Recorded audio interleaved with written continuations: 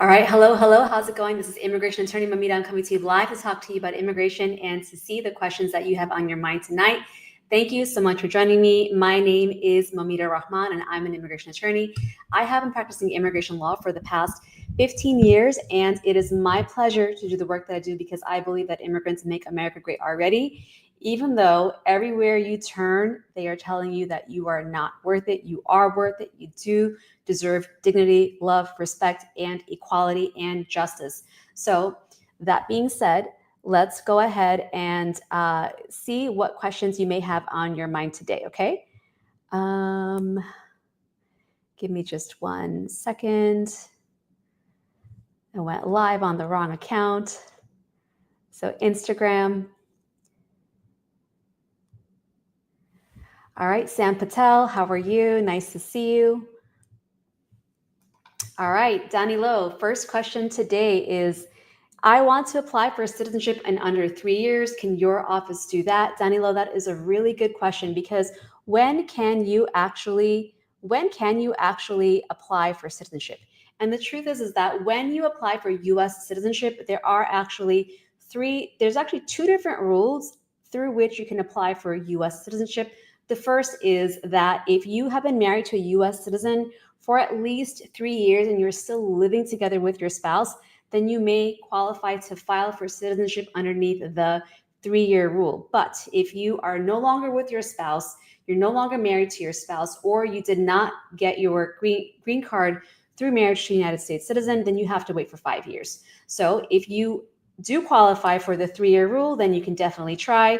Currently, right now, my office is only helping persons who have already been our clients file for citizenship, but that does not mean that you should not look to see if you qualify, because now is the time. If you do qualify for US citizenship, get your applications in, make sure you get your case vetted by a trusted attorney to make sure that you have no issues, because guys, if you have any issues, like you've been out of the country for more than 6 months, you have any sort of criminal convictions that may be a problem, then you definitely want to get your application closely vetted to make sure that applying for citizenship is not going to put you in any further trouble, okay? And thank you so much for everybody for joining me. My name is Moumita Rahman. I'm an immigration attorney who has been practicing immigration law for the past 15 years, and it is my pleasure to do the work that I do because I believe that immigrants make America great already. So hello to my clients. If any of my clients are watching, thank you for trusting us with your case, and also thank you for your ongoing patience with us as we work through a lot of the delays caused by the administration. I do definitely want to let you guys know that we are still seeing approvals coming through the door. Just today, we got 2 green cards, 1 green card for a client for whom we filed an I-751 application with a waiver for extreme cruelty. And actually, I was just looking at the details. We actually had an interview in this client's case back in February, and we just got the green card today, the approval today. I'm so excited to see my client tomorrow for their pickup of their green card. And we also got a green card for a client for whom a VAWA was approved in 2017. This client came to us with a VAWA approval from 2017. However, he was in court. He had an order of removal already entered against him in court. And over the last 2 years, we worked to get his case reopened and to get that order of removal basically reopened and dismissed or terminated so that he can file for a green card application with USCIS. And now we have his green card, okay? All right, so let's see what other questions I have. Emmanuel, I just did my asylum interview and I have a pending case with your firm. What happens then? Emmanuel, that is a good question. I think you should definitely give us a call. If you have a pending asylum case and you also do like a VAWA or a T visa case, then how can your asylum case affect you? Well, if your asylum case gets denied, then you could definitely receive something called a notice to appear, which means that you would have to go forward in court with your asylum case. If you have a case that's pending outside, sometimes you can show that to immigration, to the judges, that you have a pending T visa case or a VAWA case. In the past, we've been able to get the cases and removal proceedings dismissed by using prosecutorial discretion with the DHS attorneys. That is no longer on the table. So Emmanuel, if you had an asylum interview, you are not granted asylum right away by the asylum office, then the asylum office would actually send your case to removal proceedings. They would send you an NTA. Give us a call, Emmanuel, and let us know what happened so we can kind of look into that for you, okay? But it does not affect our case in the office, okay? Ms. Krause, if parents and kids are both undocumented and the parents get deported, can the kids be adopted by a family member with citizenship? From Ms. Krause. Ms. Krause, that's a really good question, and just a question of how bad everything is right now. It's truly,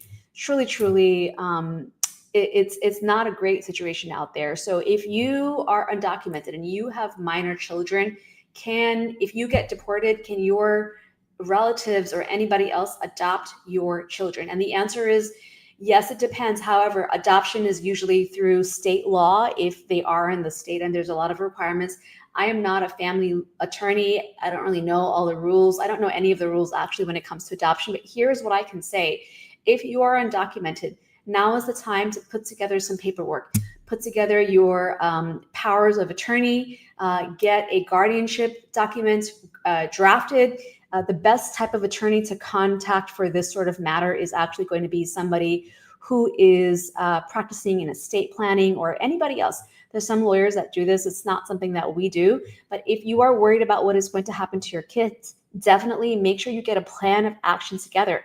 Get a plan of action together. Find your trusted relatives and friends who would possibly be able to take care of your kids. Make sure you trust them, and you may need to give them powers of guardianship. You may need to give them powers of attorneys so that in case the worst happens and you get arrested, you are detained, and then if you are eventually deported, that these trusted friends or family members can help take care of your kids.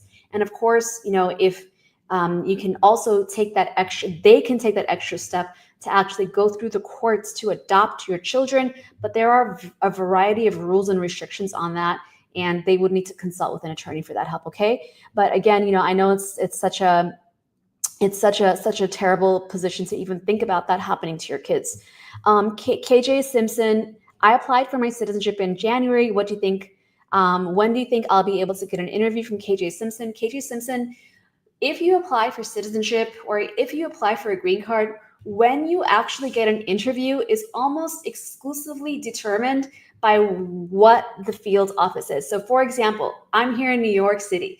In New York City, we are super, super busy. So if somebody files for a citizenship application, it may not be seen for an interview for at least 7, 8, 9, 10, 11, 12 months. But in some other places, maybe the interview will happen in 2 months or 3 months. So KJ, it definitely depends on where you're living, where you're located, and which USCIS field office has jurisdiction on your case.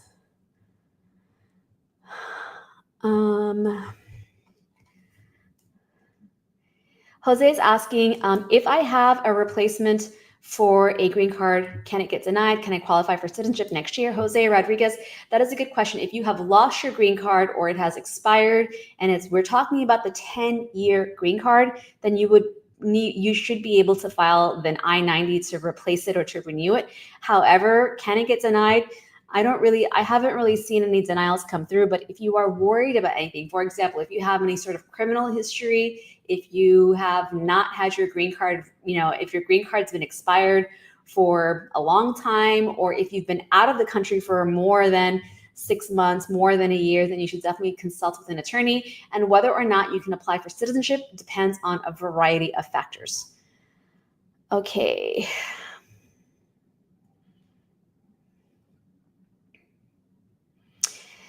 Serena, can you talk about the new ban? What does it mean for my spouse? Serena, I have not had time to look at the full ban, but basically if your country is on the list of travel ban countries, then basically what it most likely means is that they're not going to be issued a visa to enter the US right now, and your case will kind of be put on the back burner. But I will look up more of the information to give fuller information for the next live. Ituria, Patty, what is the number to contact you? Okay, that's a great question. I forgot to mention that our telephone number is 212-248-7907, 212-248-7907. Y tenemos un equipo que habla en español. Si usted quiere hablar en español con nosotros, tenemos mucho equipo que puede hablar en español. Okay, and also we have other language capabilities too. So falar portugués. Also, we have some other languages as well. How much time will we take from Rana Hunyar? Rana, we right now have a little bit of a delay because lots of things have been changing. We've had to update forms in the middle of all of this craziness happening. And then we also now have to deal with getting medical exams. Our filing time is kind of back again to being a little bit longer, but we are working very diligently on our cases. And if you're a client, we thank you so much for your patience.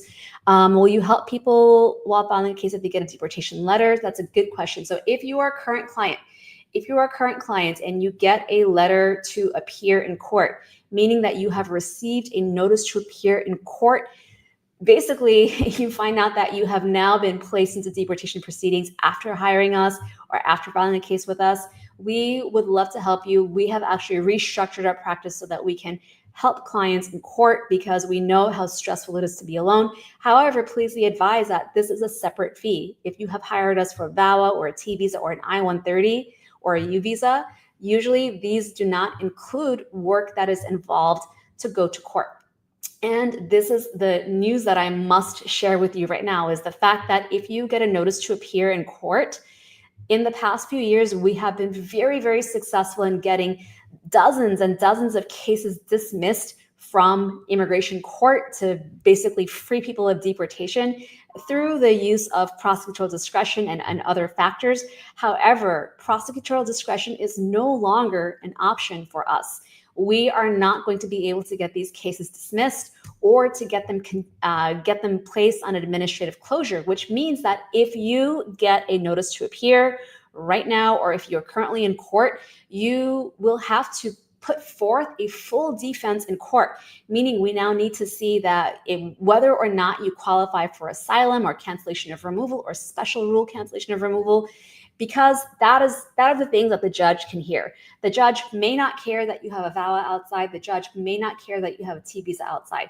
So sometimes we might be able to get cases continued, but we don't really know what's going to happen. But what we do know is that if you get a notice to appear or if you have court right now, you should not expect this to be over anytime soon. And you're basically going to be committed to a process that can be as long as 5 years in court. So we do have to charge extra for that. And we do charge what we feel is a reasonable fee. However, it will be probably higher than a lot of people want to pay.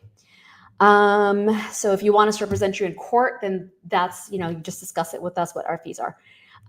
If a person is married from 3 years, actually, I'm not going to answer. My aunt got a deportation letter and she has court tomorrow. You need advice from Magali Perez. Magali, this is a very difficult situation that a lot of people are in. A lot of people are getting letters to appear in court. If you have already received an order of deportation, if you have already entered against you, if you have entered against you an order of removal, but you're still here and you're underneath basically supervised check-ins, and you're getting called in for a check-in, it is truly, truly a hectic, scary time. And people are at risk of getting detained and arrested, especially for check-ins. Now, are you at risk of getting detained at court? The biggest risk is going to be for persons who have been here for less than 2 years. If you have been here for less than 2 years, then there's a very, very high probability that when you go to court, they're going to make an oral motion to dismiss your case. And this is where we are seeing ICE agents waiting in court to arrest people and put them in detention. Those are specifically for persons who've been here for less than 2 years.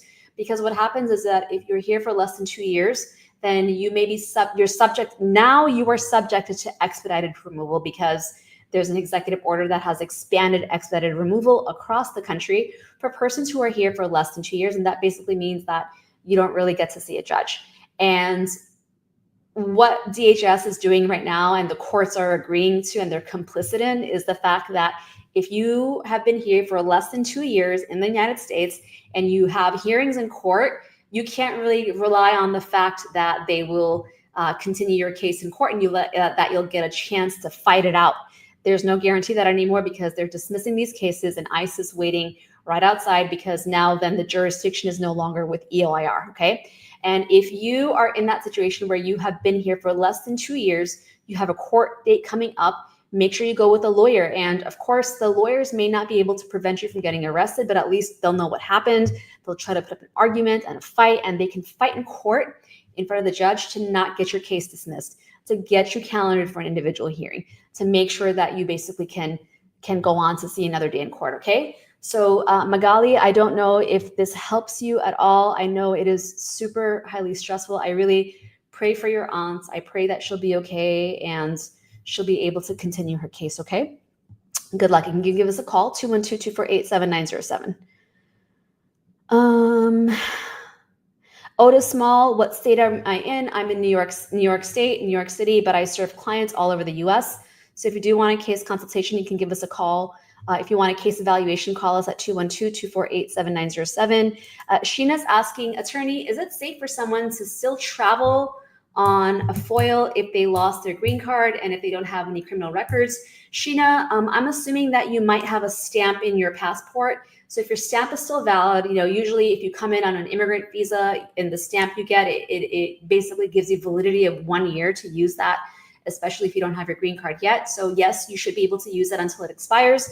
Also, if you have lost your green card and you're waiting for a replacement, you can make an appointment with USCIS at InfoPass to get a stamp in your passport called the I-551 stamp.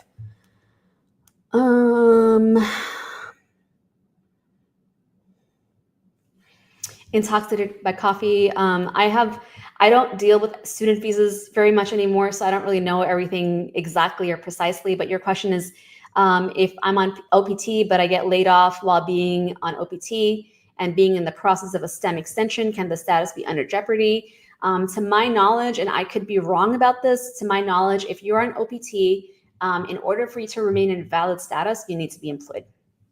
But again, I'm not an expert on this. What USCIS changes happens related to VAWA from Eat, Pray, Love? Eat, Pray, Love, that is a great question. What USCIS changes are we seeing to VAWA cases? And the answer is we are not seeing any policy changes so far.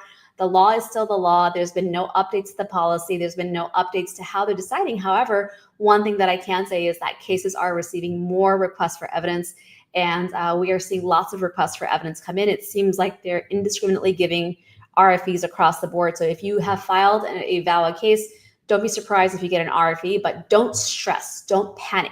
Don't panic if you get a request for evidence. All a request for evidence is it's kind of like a cry for help from USCIS saying that they don't have time to read your case sometimes.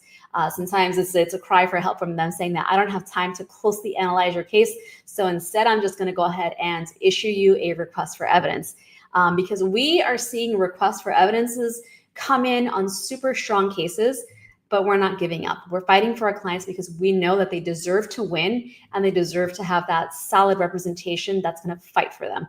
So you can, basically that's the biggest change that we're seeing in VAWA cases, is that we're just seeing more requests for evidence. But that doesn't mean that the law has changed, and USCIS is still obligated to decide their cases according to the law. And guess what? We are going to be holding them to exactly that standard so that they don't try to say, oh, this person doesn't qualify. This doesn't qualify. This is not abuse. No, we know exactly what the statute says, and we know how to qualify those cases. I get approved for my VAWA-based green card and the photograph was misprinted. I filed for a correction. How much time does that take? From AJ Cupid, it could take up to a year to get a correction.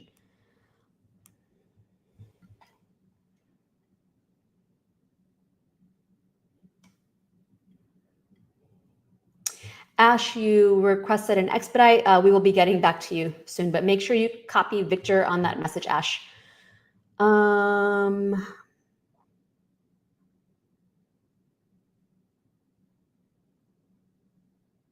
Udavier, please contact our office. I can't answer that question right now.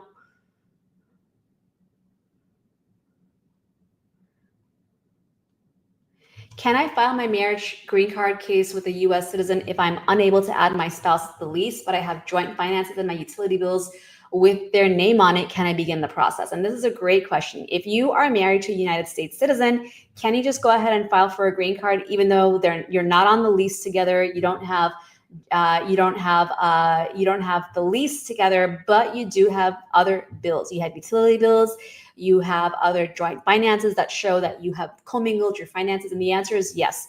You never have to wait to file your marriage-based green card application until you receive a certain amount of evidence. However, you want to file your case with as much evidence upfront as you can, because we know from experience that when you don't file with the right amount of evidence in your initial green card joint marriage green card filing, USCIS sees that as a red flag.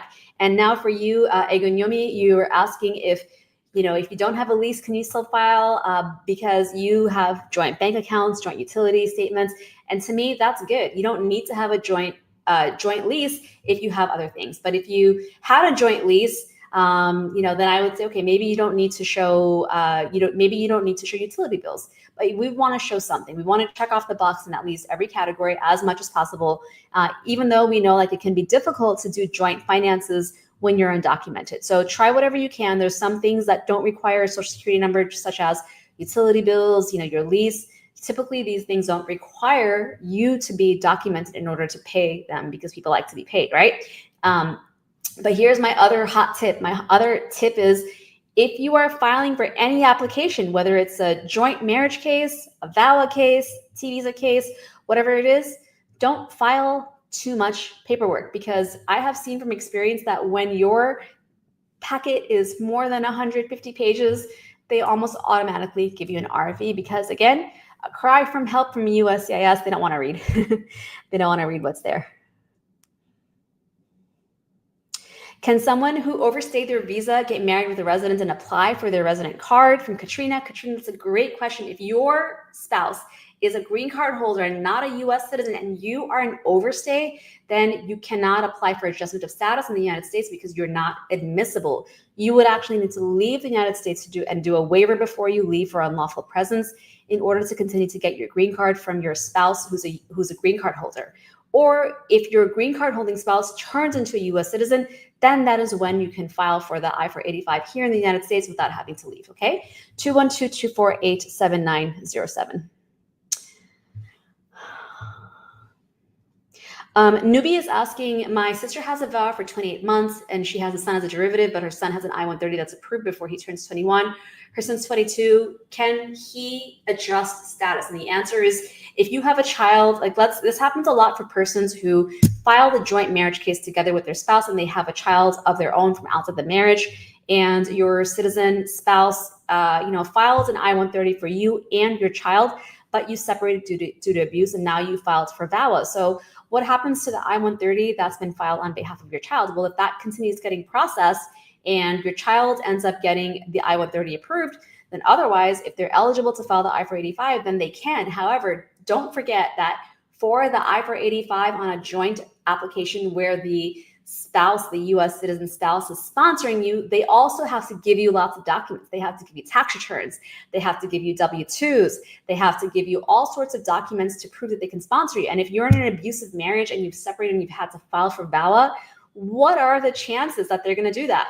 It's very low chances. And if you have filed for VAWA yourself, then you can then file for an I-485 for your son or your daughter based upon your VAWA application as well. So basically kind of convert their I-130 as well into an I-360 based application for adjustment to status.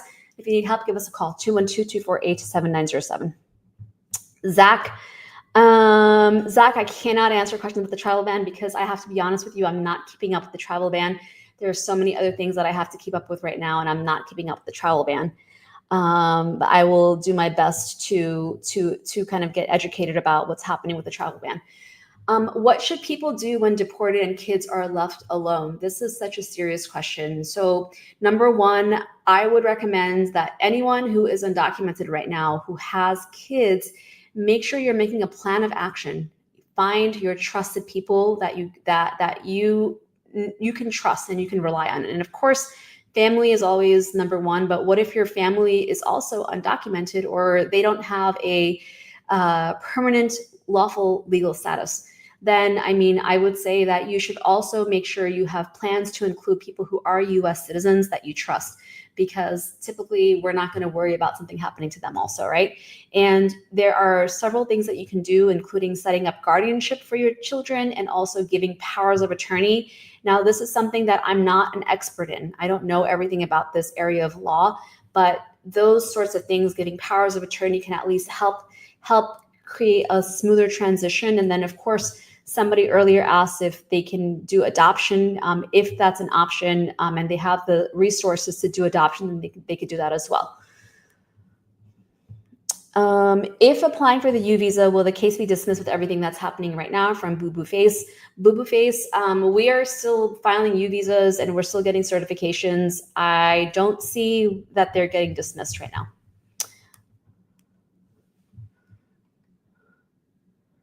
Hello, Paloma's asking, how long is VAWA taking with residents? It can take anywhere from 3 to 5 years.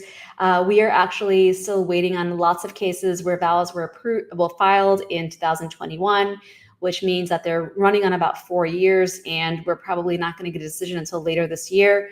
And once approved, then they'll go for a green card probably by next year. So that's probably about a total of 5 years right now. If receiving a green card through VAWA, how long can it take to file for citizenship? From Adekunle. Adekunle, if you get a green card through VAWA, then you can wait 3 years for citizenship, even if you're no longer with your spouse. So earlier I mentioned that, there's a 3-year rule for citizenship and there's a 5-year rule for citizenship. Generally speaking, to qualify for the 3-year rule of US citizenship, you have to be married to and stay married to and be living with a US citizen spouse for 3 years. Now, if you get your green card through VAWA, that requirement is out the door. You can still benefit from the 3-year rule, but not be living with your spouse. You could be divorced from your spouse. You don't even have to be talking to your spouse ever again for that, okay? 212-248-7907. Veronica, I have a final deportation order last week with my check-in with ICE, and they did not detain me, but they gave me a foot monitor. I have a T visa pending. Can I reopen my deportation with just my T visa pending? From Veronica. Veronica, first of all, I'm so sorry that you're going through this. I can't imagine how scary and frightening it must be to receive an order of deportation. And you have a T visa pending. However, you are underneath an order of supervision. Now, generally speaking, when you get an order of supervision, that means that ICE is just giving you a little bit of a holding period. They're not executing your removal order, okay? And the chances are pretty good that because they see that you have a T visa pending, they're basically taking pity on you and not removing you right away. Now, can you reopen your deportation order with just the T visa pending? And the answer is that you could try, but it's probably not going to work. And generally speaking, we only get one shot at moving to reopen a case.